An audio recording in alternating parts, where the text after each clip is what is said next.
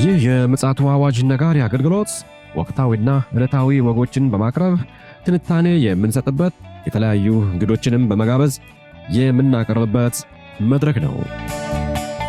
መረጃዎችን ያጠናከረ ይዞልን የሚመጣው ፓስተር አለማየሁ ነሙ ሲሆን ፕሮግራሙን የመራና መሰናዶውን ኤዲት በማድረግ ወደ እናንተ የሚያቀርበው ይልቃል አስራት ነው። መልካም ጊዜ። ሻሎም ሻሎም፣ ውድ የተከበራችሁ የምፅዓቱ አዋጅ ነጋሪ አድማጮቻችን እንዴት አመሻችሁ? ሰላም ለእናንተ ይሁን። በድጋሚ ተገናኝተናል ከቀኑ መረጃችን በኋላ። እንደተለመደው እንግዲህ አሁናዊ ወቅታዊውና በዚህ ጊዜ እየተሰሙ ያሉትን ጉዳዮች በመጽሐፍ ቅዱስ ቅኝት እየቃኘ መረጃዎችን እያሰባሰበ ይዞልን የመጣው ወንድማችን ፓስተር አለማየሁ ነሙ መስመር ላይ እየጠበቀን ይገኛል። ከእርሱ አንደበት ደግሞ ኋላ ላይ የምንሰማው ይሆናል። መልካም ጊዜ እንዲሆንላችሁ ደግሞ እኔም ይልቃል አስራት እመኛለሁ ከምፅዓቱ አዋጅ ነጋሪ አገልግሎት። ውድ አድማጮቻችን እንግዲህ ዓለማችን በጣም አስከፊና አሳዛኝ እንዲሁም ደግሞ ተስፋ ሰጪ የሚመስሉ ጉዳዮችን ከዛና ከዚህ እየሰማን እንገኛለን። እንግዲህ ይህንን የመሳሰሉትን መረጃዎች እያመጣልን የማንቂያ ደወል እየደወለልን ያለው ወንድማችን ፓስተር አለማየሁ ነሙ መስመር ላይ ተገኝቷል። እንግዲህ ከእርሱ ጋር ጥሩ ጊዜ ይኖረናል ብዬ አምናለሁ። ከሰላምታው በማስከተል መረጃውን ያጋራናል። ሰላም ላንተ ይሁን ፓስተር፣ እንዴት አመሸ? እንደምን አመሸ ወንድም ይልቃል። እግዚአብሔር የተመሰገነ ይሁን። እንግዲህ በዚህ አጋጣሚ በቀኑ መረጃችን ላይ እጅግ ወቅታዊ የሆነ መልእክትን አስተላልፈህልን ነበረ።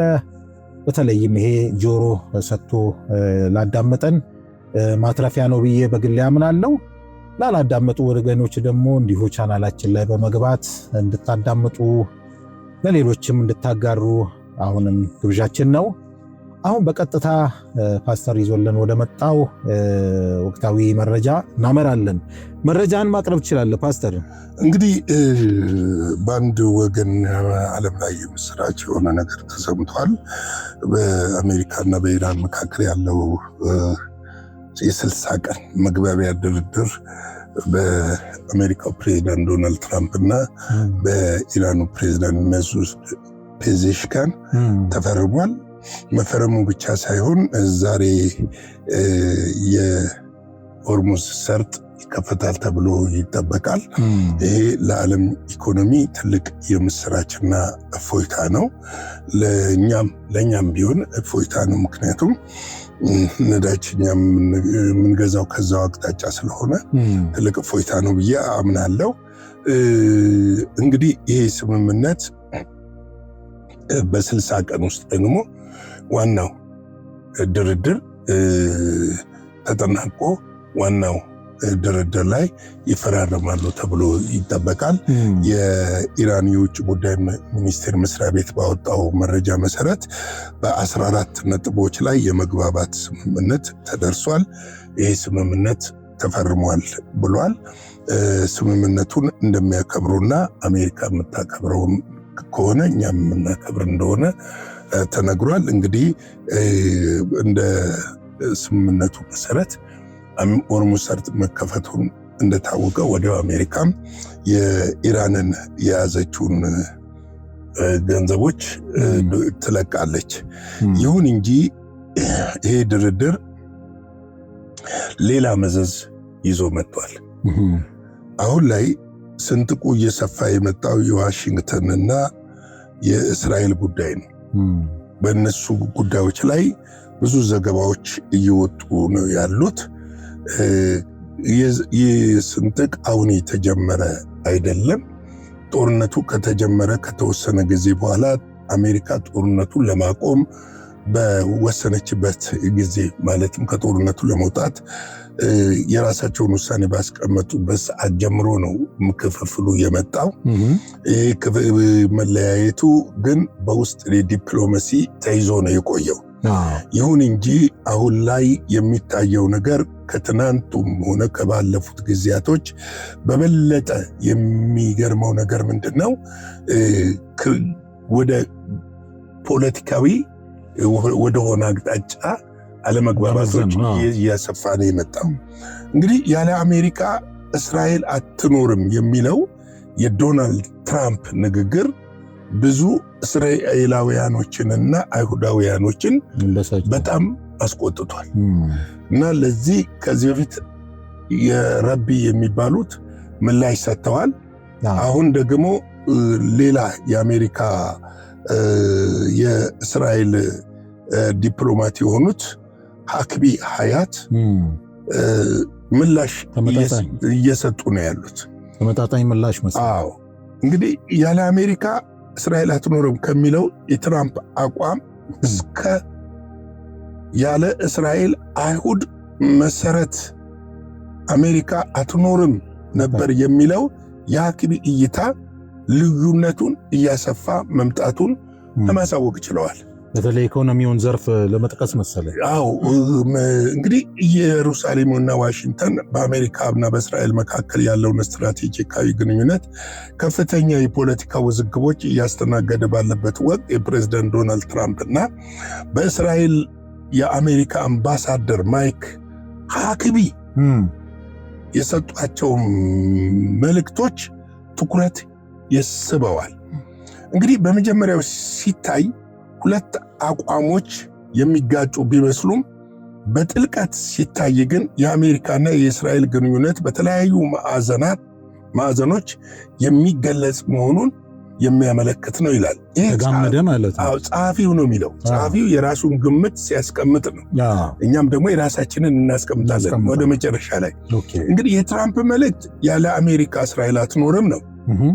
ፕሬዚደንት ዶናልድ ትራምፕ በኔታንያሁ መንግስት ከአሜሪካ የኢራን ስምምነት በሊባኖስ ጉዳይ ላይ ባሳየው ተቃውሞ የተነሳ አሜሪካ ለእስራኤል የሰጠችው ወታደራዊ የፋይናንስ እና የዲፕሎማሲ ድጋፍ ማስታወስ ያለ አሜሪካ እስራኤል አትኖርም ነበረ የሚለው ጠንካራ መልእክት አስተላልፈዋል።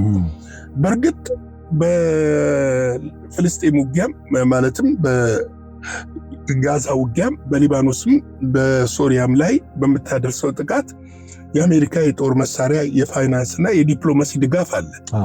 ያ ባይኖር ኖሮ ምናልባትም እስራኤል የከበቡ ዙሪያዋ ያሉ ሀገሮች እስራኤልን ባጠፏት ነበር። ነገር ግን ያ እንዳይሆን ያደረገው ነገር ምንድን ነው ብለን ስንመዝን የአሜሪካ ልዕለ ኃያል ሀገር ነች፣ ቁጥር 1 ሀገር ነች፣ በወታደራዊ አቅሟ የፈረጠመች ሀገር ነች፣ ተደማጭነት ያላት ሀገር ነች፣ እሷን ተጠቅማለች የሚለው ያመዝናል። እውነት ነው፣ ልክ ነው። ለእስራኤል እዚህ ደረጃ መድረስ የአሜሪካ ድጋፍ ከምንጊዜውም በበለጠ ምንም ማታወላዳው ጉዳይ ነው እና ስለዚህ ዲፕሎማሲውን ቀላል አይደለም። ለምሳሌ አውሮፓውያን አንቲሴሜቲክ ሰዎች ናቸው።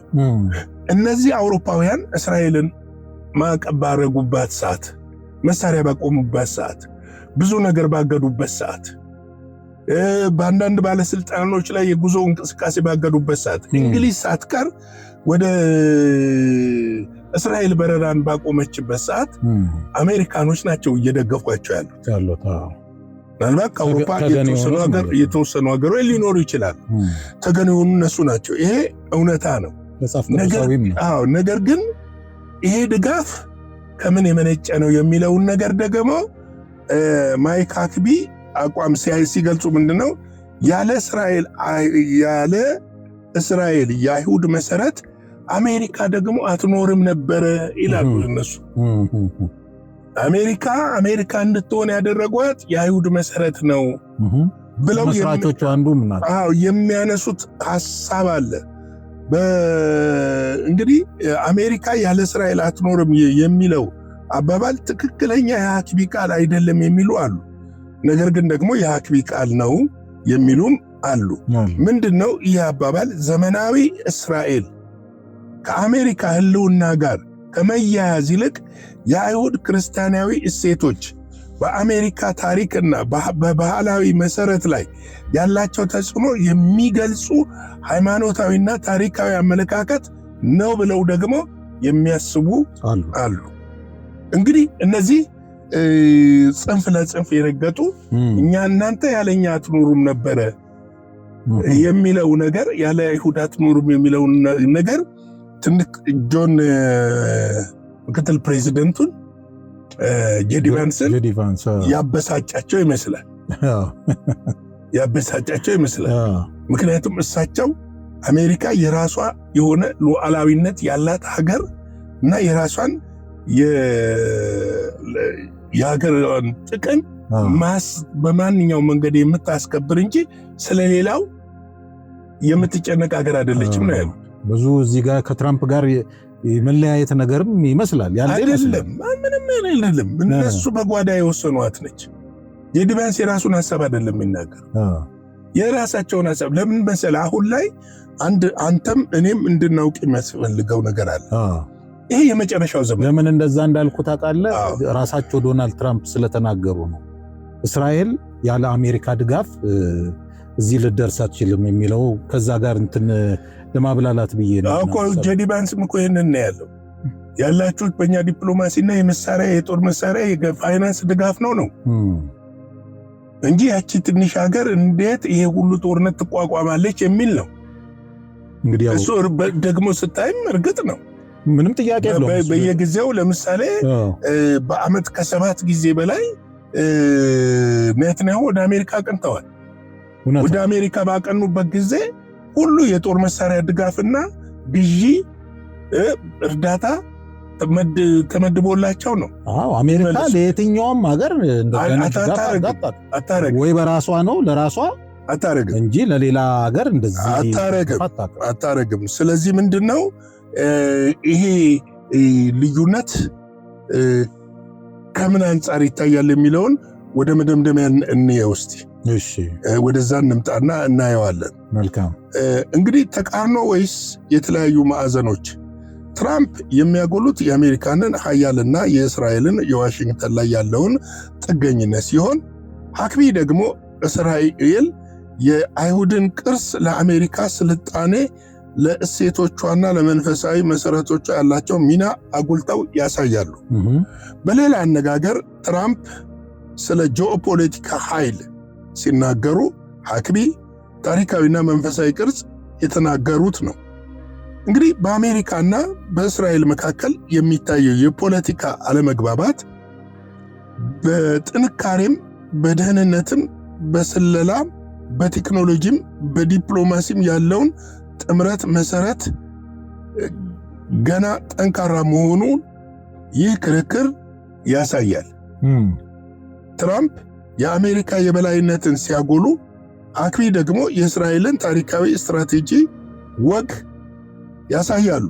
በመሆኑም ይህ ጉዳይ የጥምረቱ መፍረስ ሳይሆን በአንድ ጥምረት ውስጥ ያለ የተለያዩ ኃይላት እና የታሪክ እይታዎች መገለጫን የመሳሰለ ሐሳብ ነው ብለው ይደመድሙታል።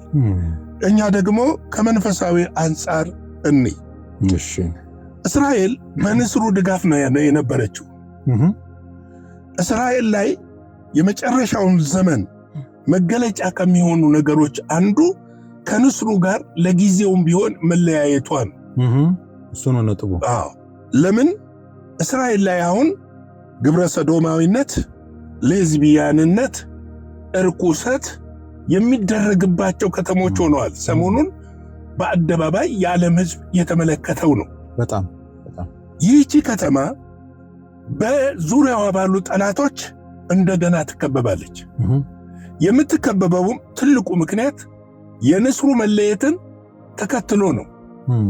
በዚህ ከበባ ውስጥ ግን እስራኤል ይህንን ከበባ አሸንፋ የምትወጣው ፊቷን ወደ እግዚአብሔር ስትመልስና በአደባባዮቿ ያደረገችውን እርኩሰት በንስሐ በእግዚአብሔር ፊት ይዛ ስትቀርብ እንደሆነ መጽሐፍ ቅዱሳችን በግልጽ ይናገራል። ምክንያቱም እግዚአብሔር እስራኤል እጆቿን ወደ እግዚአብሔር አንስታ በምትጮህበት ሰዓት እግዚአብሔር ደግሞ ከሰማይ ለእስራኤል ምላሽ ይሰጥና እንደገና የንስሩ ክንፍ ተመልሶ ዙሪያዋን ያለውን ጠላቶቿን ታሸንፋለች። በዚህ ውስጥ ግን መዘንጋት መረሳት የሌለበት ነገር መቅደሱንም ትገነባለች። ምንም ጥያቄ። መቅደሱን ከገነባች በኋላ ግን አውሬው ስለሚነግስ ይሄ በዙሪያ ያለውን ከበባ በዙሪያ ያለውን ጦርነት ያረጋጋውና በዓለም ላይ ሰላምን ያሰፍናል። በእርግጥ ይሄ ጊዜ በእስራኤል ብቻ ሳይሆን በፓሲፊክ ጦርነቶች አሉ፣ በአውሮፓ መካከል ጦርነቶች ይካሄዳሉ፣ በኤዥያ ጦርነቶች ይካሄዳሉ፣ በአፍሪካ የተለመዱ ጦርነቶች ይቀጥላሉ። እነዚህ ሁሉ ወደ አንድነትና ወደ ሰላም ወደ መረጋጋት የሚያመጣ ነው። እንግዲህ በተለያየ ዊንግ ለሐሰተኛው ክርስቶስ መምጣት ስራ እየተሰራ እንደሆነ ቅዱሳን እንዲያውቁ ያስፈልጋል። አንደኛው ዊንግ የኢኮኖሚ ዊንግ ነው። ይህም ዲጂታል ኢኮኖሚ ተብሎ ዓለምን ወደ አንድ ቋት የማስገባት ስራ በትክክለኛው መልክ እየተሰራ እየተገባደደ ያለ ነው። ሁለተኛው የሶሻል የምንለው ወይም ደግሞ የሃይማኖታዊ ጉዳይ ነው። የዓለም ሃይማኖቶች በቅርብ ታስታውስ ከሆነ በቱርክ ኢስታንቡል በተደረገው ስብሰባ አንድ አምላክ እስከሆነ ድረስ የምናመልከው ለምን ለዓለም አንድ ሰላም አንሰራም የሚል ይሄ አንድ ሃይማኖት የሚለውን ለማምጣት ጥረት እየተደረገ ነው። ያ ክንፍ የጦርነቱ ክንፍ በየቦታው ጦርነቱን እየተጫረ ነው ያለው። ለምን የሚመጣው ሐሰተኛው ክርስቶስ እኔ መሲህ ነኝ የሰላም አምላክ ነኝ ብሎ ሰላምን አሰንፋለሁ ስለሚል በዚህ ምክንያት ይሄ ጉዳይ እየተከናወነ ነው ያለው። እንግዲህ በመጨረሻ አንድ እንጨምር። ይህንን በምናነሳበት ሰዓት በዩክሬንና ሩሲያ መካከል የሚደረገው ጦርነት በጣም ተፋፍሞ አሳዛኝ ክስተት ነው። በቀደም ታሪካዊ የሆነውን የዩክሬን የሚገኘውን የኦርቶዶክስ ገዳም በመመታቱ ምክንያት የዛም በቀል በሞስኮ ላይ ዩክሬን ጦርነትን ከፍታለች። ሞስኮ ዳርቻዎቿን ሁሉ ተመተዋል። ስለዚህ ይሄ ስንመለከተው ምን ያህል ጦርነቱ እየተጋጋለ መሆኑን ያመለክታል። ይህ ጉዳይ ደግሞ አውሮፓውያኖችን እጅግ አስጨንቋቸዋል። ትናንትናም ጠቆም አድርገናችሁ ነበረ። ድርድሩ እንዲፋጠን ዶናልድ ትራምፕ እሽታቸውን ሰጥተዋል። ከአውሮፓ አንድ እና አሜሪካውያን ያሉበት ዩክሬን ያለችበት አንድ የድርድር ኮሚቴ እንዲቋቋም ተወስኗል። ምናልባትም ያ ውሳኔ ሩሲያ ምላሽ አልሰጠችም፣ ምላሽ ትሰጣለች ተብሎ እየተጠበቀ ነው ያለው።